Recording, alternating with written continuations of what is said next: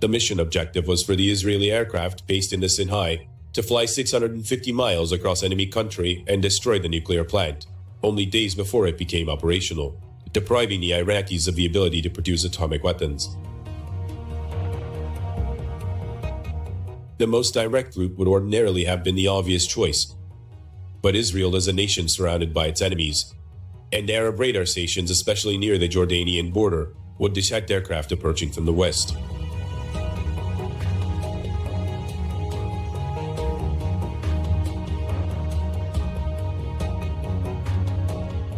Taking the long curved route further to the south may have been possible, but for the fact that American A-work aircraft based in Saudi Arabia might possibly have detected unexpected aerial activity, even over such long distances. So because of the high mobility and effectiveness of the AWACS, this plan was also rejected. A third but extremely risky option was to actually try to weave a course between the Arab radar stations. To make this plan work, Israeli pilots practiced flying at very low levels over long distances. They also studied plans of the power plant and its various features, but most of all, the position of the reactor building, which housed the nuclear core.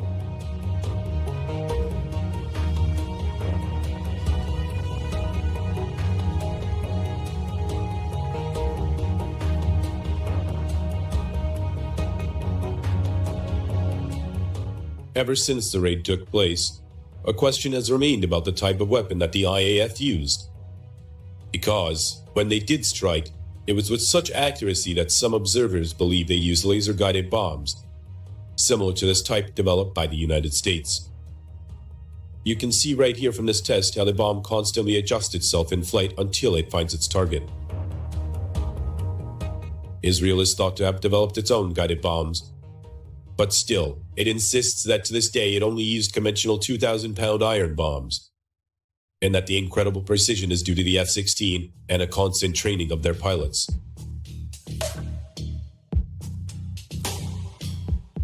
Late in the afternoon of the raid, 6 Israeli F-15 Eagles, acting as a fighter escort for the 8 F-16s chosen for the raid, took to the air over Sinai.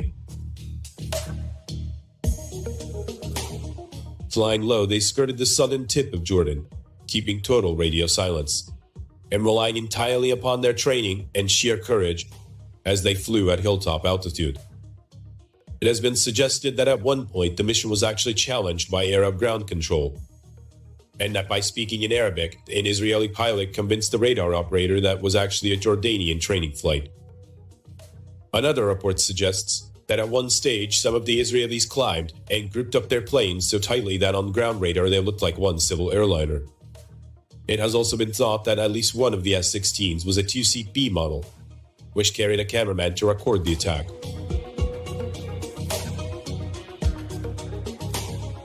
After 80 minutes in the air, the Air Force approached its target and prepared to strike.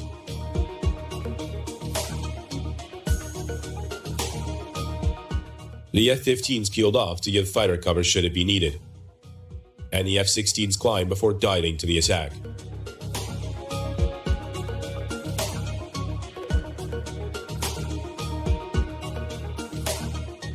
The first plane's bombs found them up, and the others follow it, and in less than 2 minutes Israeli pilots were able to complete the destruction of their target before taking the direct course back to their base. But if the Baghdad raid was to prove the F-16 a bomber in combat, a year later, when Syria threatened Israel with surface-to-air missiles, supported by the late-model MiGs, Israeli F-16s were to demonstrate their fighter ability over the Bekaa Valley. Together with IAF Eagles and F-4s, they devastated Syrian fighters in classic dogfight situations. One-on-one Syrian MiGs were simply no match for Israeli 16s.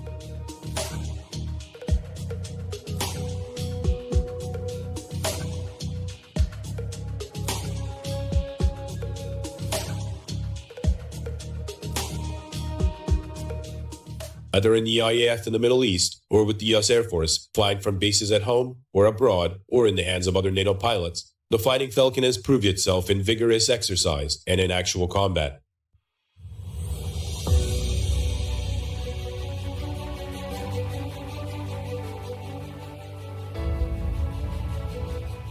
This gun camera footage symbolizes all the Fighting Falcon really stands for. and aircraft reverting back to the traditions of the Mustang and Sabre. But at the same time, the F-16 pilot has remained of the awesome leaps in technology, and that which he has at his disposal by the heads-up display constantly feeding in the upgraded information. All to assist in the same basic game the US sorted World War II, air superiority over the enemy.